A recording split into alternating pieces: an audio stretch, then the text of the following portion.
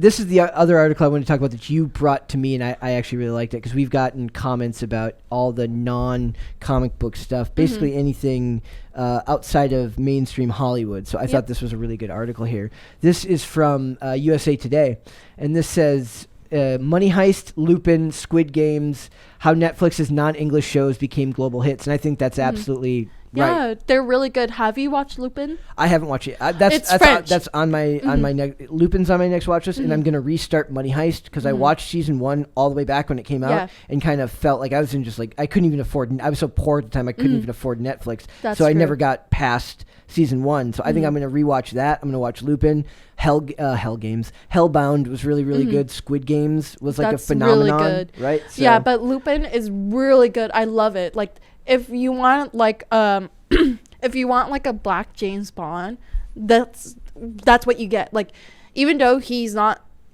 like he is a protagonist, but he's not the best one because he's a thief. But he's really good at it and he's very sly. So he's an anti-hero. Yeah. Okay. And like I love it so much, and it's like in French too. So I'm like, ooh, this is really interesting. Is there an English? There's an English dub of it. Yeah, though, it right? is. Okay. The English. I'm the uncultured swine who doesn't watch it in the native language. I always put it in English. Well, I watch it in both, but like the English dub, like the voice actor is really good too. Okay, that's the when you do those dubs, that lead actor, depending on the project, has to be really, really good, or else it doesn't work. Also, but if you want to like rage, but you don't want to rage on anybody in the office, I recommend watching the Danish Netflix TV show called Elves, because I keep on advertising. The more you tell me to do it, the less I want to do it. Well, it's a Christmas kind of thing. And like you'll rage like how much I rage about like Norman Bates' mom. I'm not gonna. I don't know if I'm gonna see it. I don't know if that's gonna be me. It's wait, about Vera Farmiga from the Bates Motel? Yeah, because I rage over her in Godzilla King of the Monsters. Yeah. Like I was like rooting for her to die. Well, you know, because I was really irritated. Some characters just rub you the wrong way, right? Yeah. Well, the same thing with the TV show Elves, the Danish show. Like I was rooting for the little girl to go. I was rooting for her mom to go. I was rooting for the old lady to go. How long ago did it come out, and how many episodes are there? Maybe we'll review it it's like 2 weeks, and it's only 4 episodes. Okay, maybe we'll review it here early next week. Yeah, it's like really good, but it does leave off of the cliffhanger. Okay. So there might be a season 2.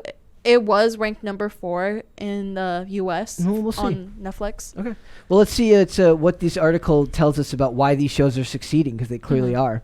And this is from USA Today by Pamela Avila. It says, not even an American streaming service giant could have predicted that a Spanish series about a criminal mastermind and his anti-authoritarian bank robbers in their signature Salvador Dali masks and red jumpsuits would become a global success. Oh, gosh. I can't pronounce the La Casa de Papel. Yes, you got it right. I get it? Wow. I feel like I should get an award, like confetti. Yeah, I felt pretty good about that. I'm not saying it again, though, because I'll screw it up. Also known as Money Heist in the U.S., which premiered in 2017 on Spain's Antenna 3 before Netflix acquired the show later that year, has become one of the streaming service's most popular non-English series. We didn't even create the show for Netflix. It was completely surprising. The show's creator, Alex Pinina, tells USA Today, adding that the level of success it reached happens only once in a lifetime, and it just so happened to us. As the TV business changes and viewer habits change with it, several other Netflix series made in local languages have won loyal fans around the world. The latest sensation, South Korean series Squid Game, in which children's contests are played with deadly stakes, from the Spanish money heist and Elite to France's Lupin to Unorthodox, a German series largely in Yiddish about a Jewish woman who flees Brooklyn for Berlin. Like, all of these sound really, really good. Oh my God, you should watch Elite. Like, they do have jokes that if you weren't born from the country, like, you won't get it. Okay. But because I was like reading it, like the English subtitles, and there was jokes and I didn't get it, but like it's super good because it talks about different races and like different religions too, and like how it's so hard for, like, even though they're like higher class kids, like they're kids of diplomats and like rich families, they do go through troubles, and they do like fall along the lines of like drugs and like partying too much. Like basically it shows like a darker side. I'm okay. I'm okay with that too. Like one of the things that like when you do kind of stuff like what we're doing here, I watch a lot of shows that critique Hollywood, that critique celebrities, whether and they tend to always act like because they have money that their lives are perfect. And I'm hesitant to like let that be the story. As someone who's suffered from my own problems in life, I understand that money rarely, like I've never had a lot of money, but I understand that a lot of people who do have gone through the same stuff I have. That doesn't make them any weaker than me. But the only reason why they talked about it, because like it's similar how Riverdale had it where like one of the characters dies. Yeah. So in the beginning, they're interviewing all the main characters, and you'll see like the character who died and how she was involved and ruined all their lives too. So they basically blamed the victim too, like saying like she's the one who ruined our lives. Like she created all of this trouble. If she was this compliant, none of this would happen. Well, that's always a dangerous thing to say. Just comply and well, like that's what one character said to her, and then I won't ruin it anymore. I believe there's only 2 seasons. And that's what Elite? Yeah, it's called Elite. Okay. It's a Spanish TV show. One thing I think about is interesting about this, just reading this article, is like for a lot of years, American television has worked to like take foreign shows and make their own versions of them. Yeah. The first one that comes to mind to me is The Killing. No, The Killing was, I believe, a Danish show, and that was a show about the death of oh gosh, I can't remember the name of the kid, but the kid Who Killed Rosie. That's the theme. It was a very, very popular show. It was a Netflix show, right? It started out. Is it similar to Who Killed Sarah? It could be. That's what the article is asking. But the point is that show, that was a Danish show, and then they remade it in an American version, and it was fairly successful. But for every one of those, there's 10 that don't succeed, right? So what they're doing is they're skipping that step. They're just not going to even bother doing an American make if they can make a good dub of it, advertise it correctly.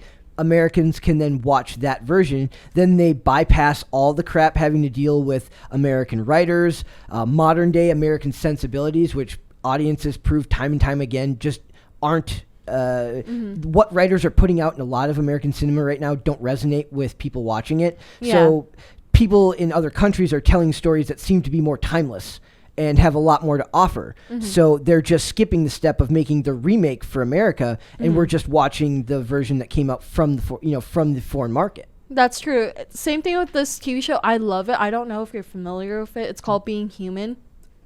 I know. I've heard it. It's basically like a werewolf and a vampire are roommates, and they have a roommate who's a ghost. Okay, it's the one with not Will Wheaton. With I know what you're talking about. That was there was a Canadian version of that show. Yeah, there is, and I really like the American version. Okay. Like they did it really well. Okay, that was like 2010 or something around that time. Yeah, kind of like that. I remember that because it came out around the same time as a show called Lost Girl, which I might be the only person. It came out 2011. My bad. Okay, so close. So, let's continue on with the article because that was my first observation. Was I really think that we're just skipping the American remake version and we're just going to watch the ones from foreign countries. Yeah, because I feel like it's so much better, especially how yesterday we were talking about like, do you think South Korea is going to be a little bit more popular in their media? Well, they clearly are. So it says Netflix's global head of TV, Bella Baharia, says that the streaming service's goal for all our global members is to make local language shows that are authentic to the vision of the country and the language. I like that a lot. Not everything needs to be watered down with American sensibilities. It doesn't. Like that's one of the things that bothers me about it is we take these properties that were created in another place with other, with their own history, their own culture that, goes into the production of that show. And then we give it our tone, which feels bland and superficial to me, I guess. Yeah, I'm just so excited because like now we have so many foreign shows. So, like it actually helps people expand their horizon. Like I remember like early 2000s, like people barely started watching like Asian martial arts movies. Well, I mean that they've watched them in the past. It wasn't like big until like the early 2000s, and like that's kind of what helped expand people's I horizons. think Asian martial arts movies were popular well before In you the were 90s born. too. Well before you were born, Miracle. Like the 70s. Yeah, you're right. My bad. I was forgot like, the 70s. None of those people were ever a thing. Akira Kurosawa was never a thing, right? Kurosawa. I forgot. Seven Samurai never happened before Miracle was born. Yeah, everything didn't Okay. happen before I was born. Nope. That's typical Zoomer, right? I'm also considered a millennial. You're both. You're the worst of both worlds. Oh. Just kidding. I'm just kidding. You know what? You are fired. Okay. No, you don't get to fire me. I just did. Okay, well, good try. All right, so it says, as Netflix is focused on expanding to new territories overseas to create original programming, the heist crime drama became one of those marketable local language shows to add to their catalog. Originally, Money Heist was intended as a limited series, but since Netflix acquired global streaming rights in 2017, it has produced 3 more seasons, with the first half of the 5th and final season out this month, concluding on December 3rd. So I'm gonna have to rewatch, because I've seen season 1 and I haven't seen the rest. So I think I might go back and start that tonight. So you should watch it. You should see if you like Money Heist. Okay. Okay. Well, thank you for that very rousing sign of support you just gave me. She's like, I don't want to watch your show. I think I'm going to try watching it. There you go. Yeah. I think I've been avoiding it because I don't like foreign movies. I'm the same. Like I struggle with reading or watching things from, I've just started recently because the shows are clearly Watch proving Parasite. to be better. I've seen Parasite. Oh, I don't like that. I've seen Oh, Parasite. you don't like it where they talk about the hierarchies between the rich and poor? Mm-mm. Chris is like, I don't care.